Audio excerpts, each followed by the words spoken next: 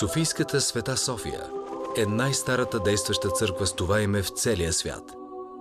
Днешното име на българската столица идва именно от старинния храм, посветен на София, премъдрост Божия, едно от имената на Бог Син. Следователно, можем да кажем, че София е един от малкото градове в света, кръстени на Исус Христос. Първоначално през IV век храмът представлява малък параклис, вероятно съхранявал мощи на светец. През VI век е издигната величествената базилика, която може да се види и днес.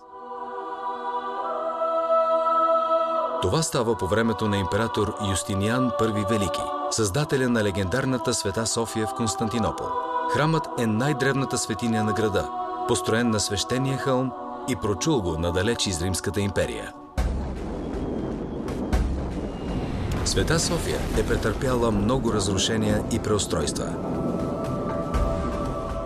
През османската епоха сградата е превърната в джамия. Освобождението посреща като склад, а по-късно дори става наблюдателен пост на градската пожарна. През 20 век започва проучването, а по-късно и реставрирането му.